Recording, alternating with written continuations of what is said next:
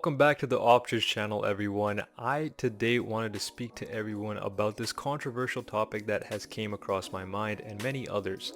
Now, with the controversial launch price of the PlayStation 5 Pro, I wanted to look back at what we already have in the market, which is the old gen PS4 Pro.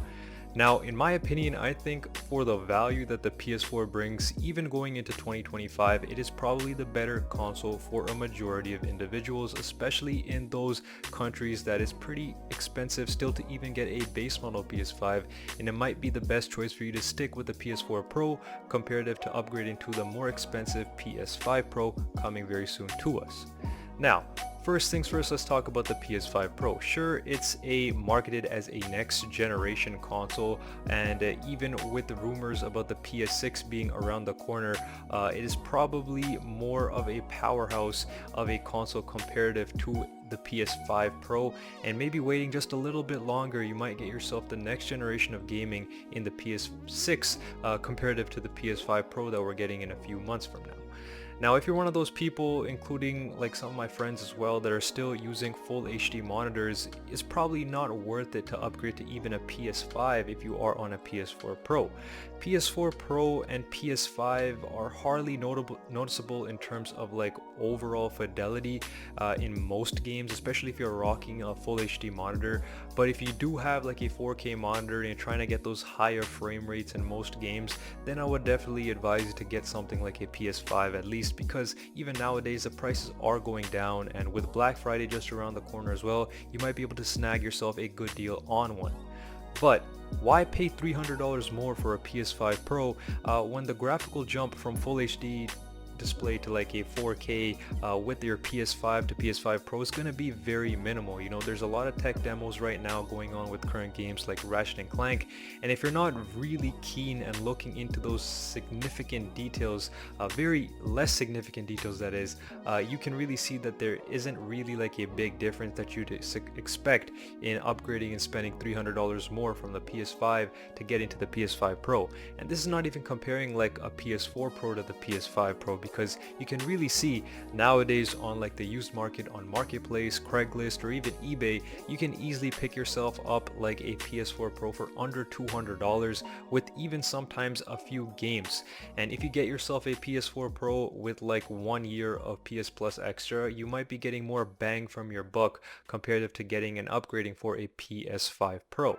So even in 2025, and with games that are coming up like Black Ops 6 and FC25 that has just came out a few months ago, or I believe just a few weeks ago that is, you can still enjoy these games on your PlayStation 4 Pro consoles.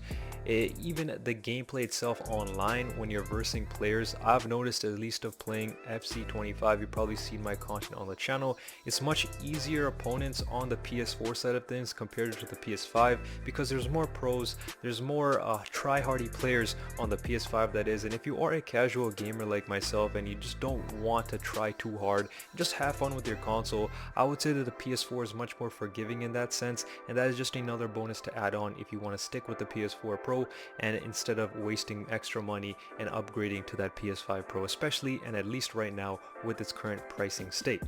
Now, another issue is like you might expect more better hardware with the PS5 Pro comparative to the PS4 Pro, and you're not really getting that. You know, throughout my whole PS4 life cycle, I've never had to replace the controller for stick drift in specific. It's usually just like a battery issue or something that came up, which is bound to happen with everything that has a battery at least.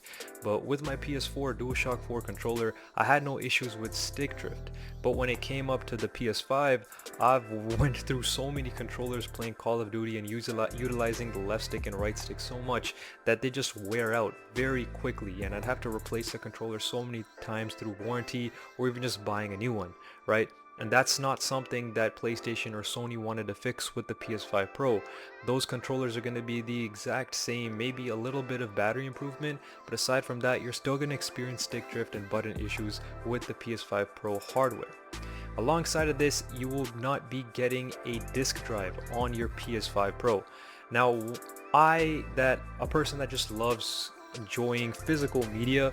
I was about to pick something up like a physical disc to show you, but I think it's packed up somewhere. But I really do enjoy physical games, especially when it comes to sports titles. I'm a big soccer or football fan, so I like buying EA sports titles. And every year near the end, I just like to sell the game on Marketplace or something to recoup some of my money that I put into the game to get back. Especially nowadays in this financial climate, it's probably best to get yourself and collect physical copies of games. So even if the game developers decide to remove it off the PlayStation Store, you still have the physical copy of the game. And that you will not be able to see on the PS5 Pro unless you buy that specific $100, or at least that is $100 Canadian disk drive that inserts onto the side of your PS5. Now that is just an extra cost that will go into it. Now comparing it to something like a custom built gaming PC, which is probably inexpensive these days comparative to the PS5 Pro, that is, you can get yourself a very high spec computer system that not only is a gaming machine but also can be a workstation for you to make some money on the side or just to enjoy some entertainment aside from gaming, right? That's why I would recommend, for the majority of people that are getting into the gaming, especially in 2025, if you're not a big PlayStation fan, I would recommend getting something like a custom built gaming PC for the same price, around 800 bucks US. You can get yourself a very good gaming PC and peripherals that will go alongside that, and the bonus is you won't have to pay, that is, sorry, for PS Plus every single year. Now, a closing argument that I just wanted to add on is, like, if you have a PS4 Pro in 2024 going into 2025, or if you see a good one on the used market and you're trying to pick one up with a lot of games that you can enjoy, I would definitely do that if you're on a tight budget. But if you're looking for something like a PlayStation 5 in the current generation hardware, I would probably suggest you to stay away from the PS5 Pro unless you really want to get the most out of your 4K or 8K high frame rate displays.